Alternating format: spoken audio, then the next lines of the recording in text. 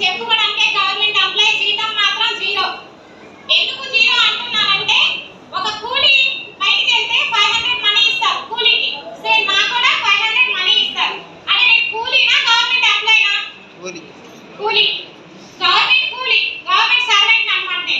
నేను 7 ఇయర్స్ నుంచి చేస్తూ ఉన్నాను. మా బాబుకు కొంచెం హెల్త్ ఇష్యూ ఉంది, నాకు కూడా హెల్త్ ఇష్యూ ఉంది. సరే చేస్తూ ఉండగా వాణి మేడం నాకు వెస్టేజ్ అనే ప్లాట్ఫామ్ పరిచయం చేశారు. నేను డౌట్ గా జాయిన్ అయ్యానండి. ఎవరు మనస్ఫూర్తిగా రాదు కదా, ఆ చివరి కూర్చొని నిద్రపోయా. ఒకవేళ మీటింగ్ వెళ్ళి చివరి స్టేజ్ కూర్చొని నిద్రపోయానండి. మీటింగ్ అయిపోయేంత వరకు. తర్వాత నిద్ర లేపి మేడం మీటింగ్ విన్నామంటే చాలా బాగుంది మేడం, ఇంకా నేను కనపడిన అని చెప్పి వెళ్ళిపోయా. మీరు కూడా అంతే కదా, ఫోన్ చేసి వెళ్ళిపోదాం.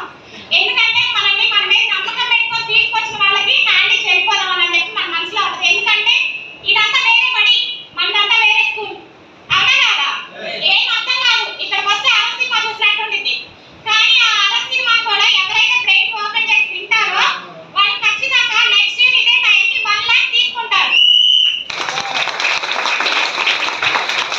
మేడం మీరు ఎలా చెప్తారు మేడం అని అంటే, నేను చేరి 3-4 months అవుతుంది, నేను 11,000 తీసుకుంటున్నాను హెల్త్ తో పాటు. కానీ ఇక్కడ ఉండే వాళ్ళకి 11,000 చిన్న అమౌంట్ కావచ్చు, కానీ 2 months కష్టపడి 11,000 తీసుకున్నానంటే ఎవరు నమ్మరు కదా. 2 months పార్ట్ టైం జాబ్ చేశాను, నాకు అస్సలు ఖాళీ ఉండదు. నేను మార్నింగ్ 6 కి అయితే ఈవినింగ్ 7 కి వస్తాను హాస్టల్ నుంచి. అప్పటి వరకు ఖాళీనే ఉండదు. మరి ఎవరైనా చేయగలుగుతారా పార్ట్ టైం అంటే? పార్ట్ టైం ఒక 1 hour half an hour phone ద్వారా చేసే వర్క్. నేను ఎవరికి వెళ్ళలేదు, ఏ ప్రోడక్ట్ అమ్మలేదు, ఫోన్ ద్వారా వర్క్ చేశాను.